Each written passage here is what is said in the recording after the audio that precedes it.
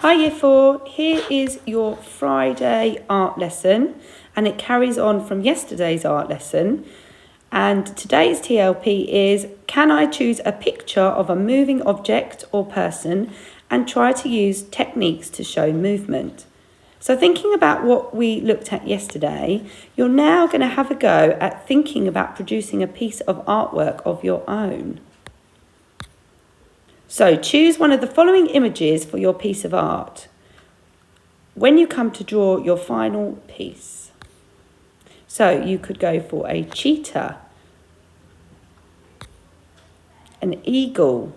So we're thinking about animals and birds that move swiftly and create lots of movement. A racing horse. Now moving on to some vehicles. So here we have a helicopter, a sports car,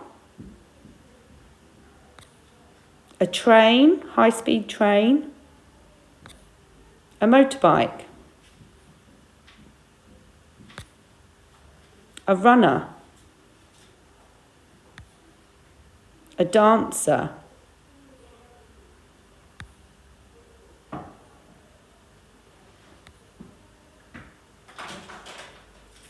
Okay, so how do you create movement in your artwork? Here are some ways, and then Mrs. Keeley is going to show you some others. So one of the most effective techniques for creating movement in your painting is to use bold and directional brushwork, using rhythmic or repeating lines. And Boccioni does this in his artwork, and you can have a go too. So watch Mrs. Keeley's demonstration and then choose your animal or your vehicle or your human from the pictures in the PowerPoint, or you could find your own image and have a go at creating your own piece of artwork. Yep.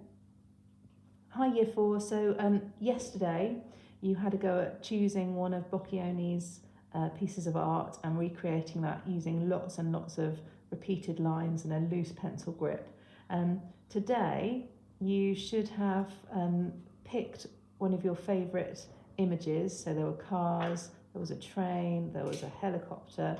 I have chosen this image of these two dancers. As you can see, there's lots and lots of movement in the picture. There's so much movement actually that when the photograph has been taken, you've got all of these blurred lines. So we need to use some of the techniques that I talked you through yesterday in order to get some movement in this picture. So I'm using a handwriting pen. That is just so you can see what I'm drawing on the page. You can use a pen if you want to actually, or a pencil or coloured pencils, whatever you like, whatever you've got at home. But the idea is we're really focusing in on getting some movement in our picture. Right, so first of all, I'm just going to have a look at this blurred line up here. We've got one of the dancers that's got his hand right up there. Okay, and it's so much movement that, as I said, it's kind of blurred in there. So to show that in my piece of art I'm going to do some repeated lines, and even though I'm using a handwriting pen, you can still see that I've got a really loose grip. I'm not pressing hard. Okay, got this other dancer that's just, her face is really blurred in the image as well because she's moving, and that's what happens if you take a photograph of a moving image. But again, I'm going to try and get that movement by doing some lines. I'm just going to get her on that. Hope you can see this okay. Now, guys, I'm only going to be on film for 2 or 3 minutes. You are going to have as much time as you've got. You can take kind of 45 minutes to do this. So you can add lots and lots of details. I'm not doing that because I want you to be not watching, but I want you to be doing. That's definitely the best way to learn. So you can see I'm just doing all these lines to show that lovely movement in the really loose trousers that he's wearing. You see so much sweeping on the floor, so you don't have to be accurate. Your lines can go sort of off the skirt. He's got his foot coming out there. And just remember, anytime you sort of feel like you're starting to grip your pen or your pencil, just give it a shake and just loosen it up, because that's not what you want. You want to keep it really, really nice and loose. You can see one of the dancers has picked up the other dancer, and it's almost like he's kind of thrown her over over his shoulder or maybe underneath his arm, and so that's what all the blurring is, but we need to kind of get that movement, and I'm going to do that again by loose repeated lines like that. That's going to really show, and a line going like that to see that she's spinning down.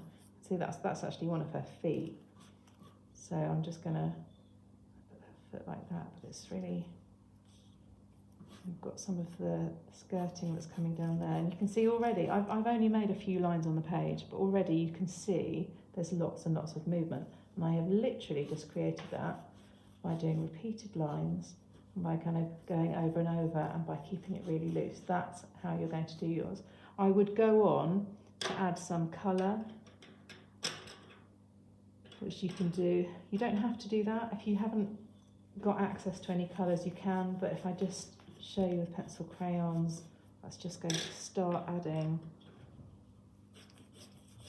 extra movement and a feel of movement. Right, guys, I'm not going to kind of make you watch more because I want you to be getting on with it, but you can re-watch this video, you can go back to what you looked at yesterday, and bring your piece of art with you to your Zoom meeting this afternoon, and it'd be fantastic for other people in your group to see what you've done, and for Mrs. Bremer to see what you've done. Okay, good luck. Can't wait to see your art.